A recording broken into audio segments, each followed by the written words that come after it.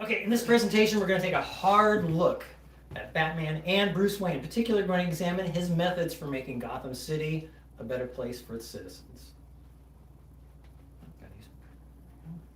Okay, so I'm sure most of you are familiar with Batman's origin, but we'll just recap this real quick.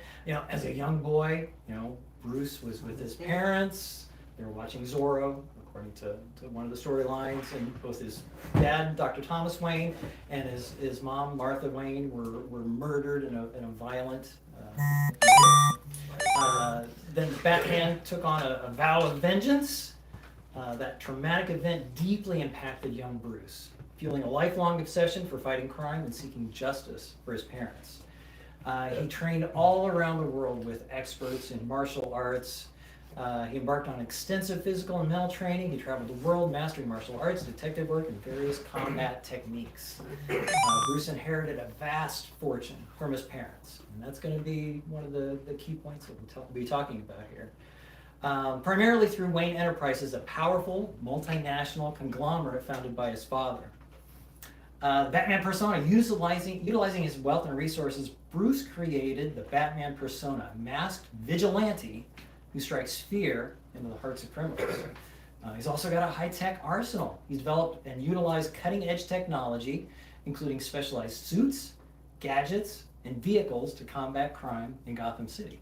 Don't forget the shark repellent.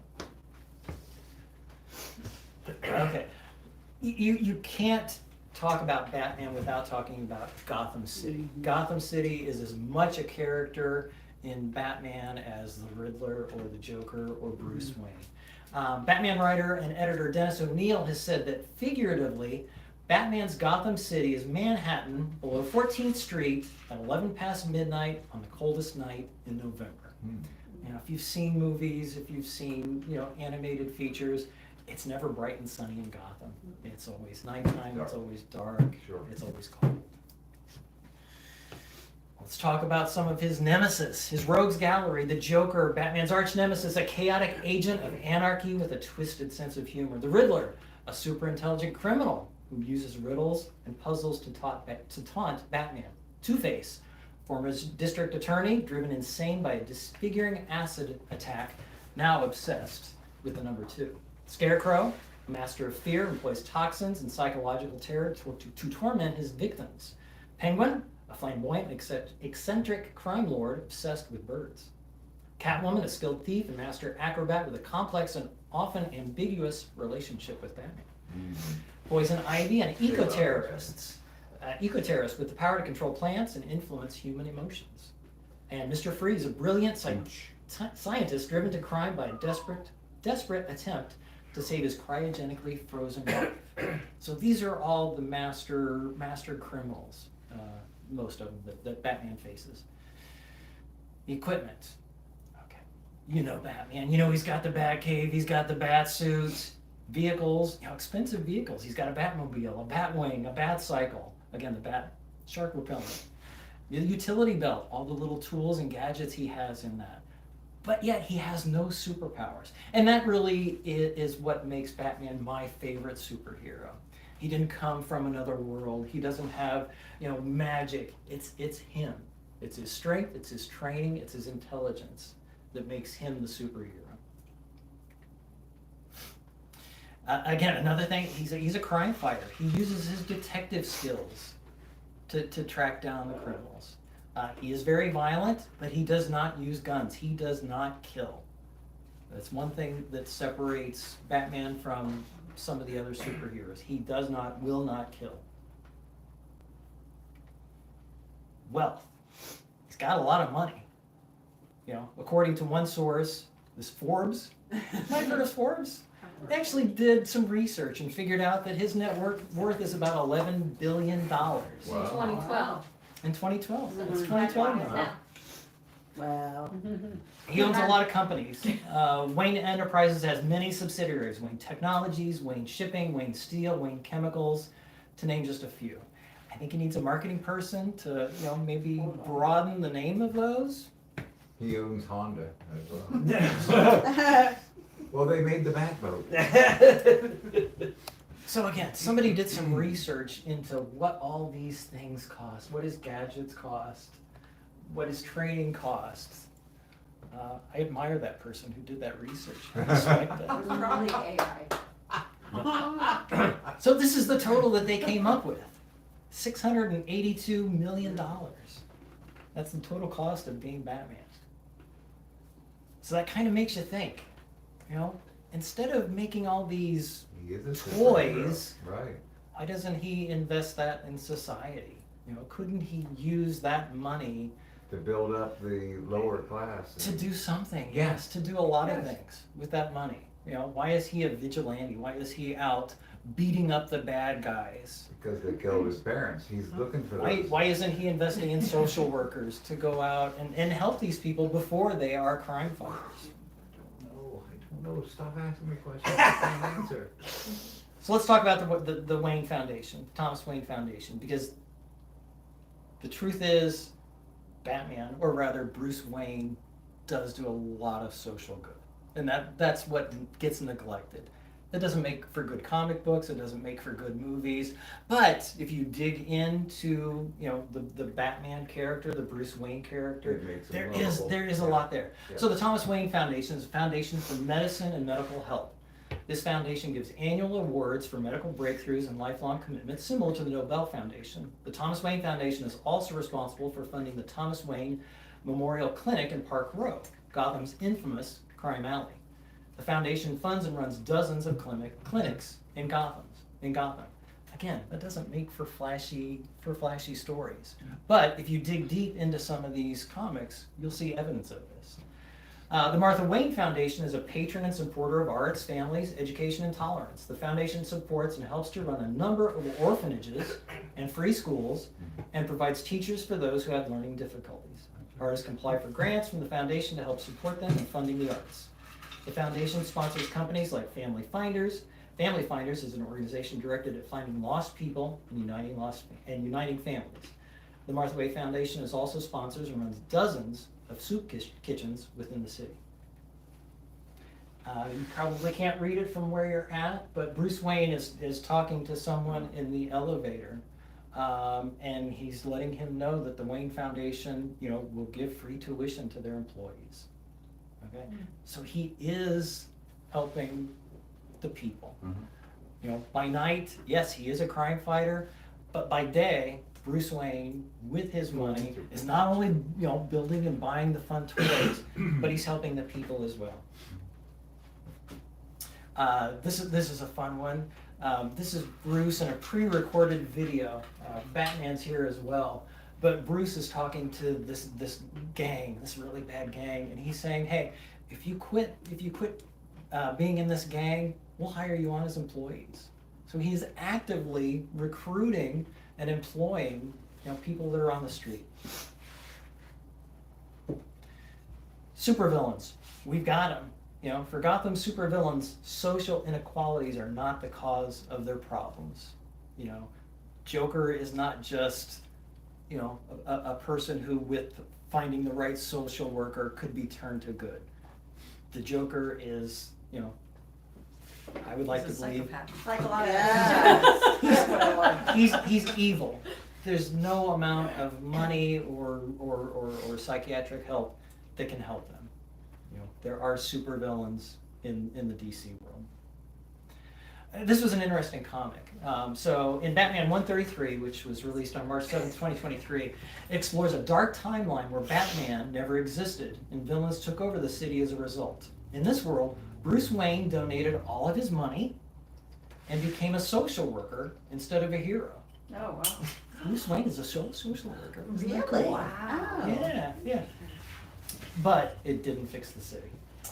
The issue reveals that the major difference between this timeline and the core DC universe seems to be Bruce Wayne's decision to donate all his resources to Gotham instead of using them for his own cause. As a result, there never was a Batman or Bat Family. Bruce's money quickly ran out, and he was unable to continue his work.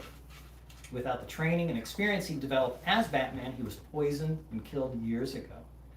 This left Gotham to be corrupted and picked apart by a breed of villains who never experienced defeat, allowing this world's version of the Joker, Catwoman, Two-Face, and the Riddler to thrive. fully out in the open. So they actually explored this in one set of comments. You know, what if Bruce Wayne was a social worker? What would happen? Well, it went south. Well, he wasn't our kind of social worker. We fight crime. That's right. So in summary, Batman fights crime directly using his intellect, his training, and his resources, but Bruce Wayne fights crime indirectly by using his resources as well. Gotham City needs both Bruce Wayne and Batman. Oh, yeah. Yes. Yes. Now, in researching this, I found this graphic and I just loved it. He's making it Wayne. Oh, my God. Now, also in researching this, if you guys have watched the animated series or played any of the video games, you'll know who Kevin Conroy is. He's the voice of Batman. No kidding. Yeah, I found this out. He went to Juilliard. He went to the same school that Christopher Reeve did, and was actually roommates with Robin Williams. Oh my gosh. Unfortunately, I thought he Christopher died Reeve was too. November 10th, 2022, from intestinal cancer. No. So I really went down an alley on this one. Rabbit hole. A guy on Reddit, Malicious ME87, posted this out there. This will take a little bit of time, but I want to share this with you. So here's what this person on Reddit said. I just finished playing Arkham Knight. It's a video game. Batman faces his fears, his paranoia, and his hallucinations in the end and overcomes. I basically sobbed as I finished. Why? Because I have schizophrenia. I paid $100 for a 30-second cameo video for Mr. Conroy in 2020. So Cameo, it's still out there. It was big in 2020 during the pandemic. You could, have your favorite, actor, sports hero, record a personalized video for you. In the introductory text, I believe I simply explained how my name is pronounced, that I had schizophrenia, and had been extremely moved and inspired to face my fears as Batman did in Arkham Knight. I ended with thank you. His reply, this video is my most prized possession. It saved me from suicide countless times. Batman telling me he believes in me is extremely powerful. But over time, it became Kevin believing in me that is equally powerful. And it's a 6-minute video, but I'd like to play this for you.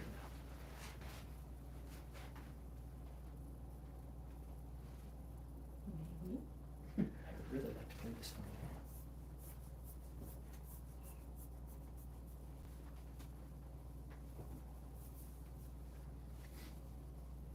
Ammon, this is Batman calling from Wayne Manor. This is a shout out just for you, Ammon Halstead. I am vengeance. I am the night. I am Batman. And remember, it's not who you are underneath. It's what you do that defines you. Okay. Now this is Kevin. The amazing thing about doing this role for so long has been this interaction that I get to have with the audience. I never anticipated this. Batman fans are so passionate about the character, and there's a wonderful sense of intimacy that people have with Batman. And it's unique to Batman. And I think it has to do with the fact that of all the superheroes, he's the only one who's actually not a superhero. Think about it. He can't fly. He can't see through walls. He's more like a detective. They call him the Great Detective, but he's a man. He's a human being. He's like you and me. In fact, he's a very flawed man, and he knows he's flawed. He's been damaged by life. But you know something, Anna? We're all flawed. And it makes him that much more accessible, that much more relatable, that he's just like us. He's just as screwed up as we are. But because he has no superpower, all he has is his physical strength and his intellect to serve him on his mission. And his mission is to leave the world a better place. It's such a noble cause. That's what we love about him. And we love his tenacity. He never gives up. No matter what life throws at him, he keeps coming back for more. Ammon, those are qualities we can all aspire to. You don't have to be a superhero to want to give to your family, your friends, your community, to leave this world a better place. You don't have to have superpowers to be tenacious. in your goals in life, all you have to do is care enough to try. And the world needs us right now to try more than ever.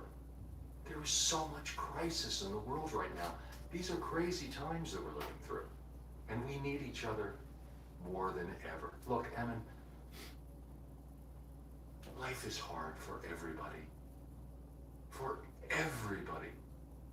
I know you're challenged by your schizophrenia, but everyone is challenged by something. Everyone gets beat up by life.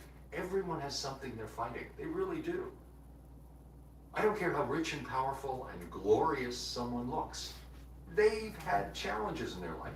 They've made mistakes. They've had failures. They don't brag about it, but they have, because they're human. Everybody's got something. And when you face those challenges, you realize what's important. And what's important are the people in our lives. The lives we touch and the people who touch our life. That's what's important. Let people in. Let people help you. I'll speak to you on a very personal level. My brother was schizophrenic, and I supported him for 34 years. I kept a house for him. I paid his bills. I made sure he got his medication. I got him into the psych ward when he had to go in. I got him out whenever I could get him out. I kept him out. I kept him off the streets. It was a lot of work because he was profoundly schizophrenic. But he was one of the first people. He was in the first group on Clozapine, and he was one of the test cases. I guess that would have been around 1990. And it transformed things. It made him able to live alone. But I had to have someone go check on him every morning, a nurse, line up his meds for him, make sure he was taking them. And whenever he'd have a crisis, I'd have to fly back home. And then when I was in New York, which was mostly where I lived, I saw him every week. I would take him out every week, and we'd do something. But so I'm intimately involved with what you're going through. And he just passed a few months ago, very suddenly during the pandemic, and it was really upsetting. But I did everything I could for him all my life. And you have to be willing to let people help you.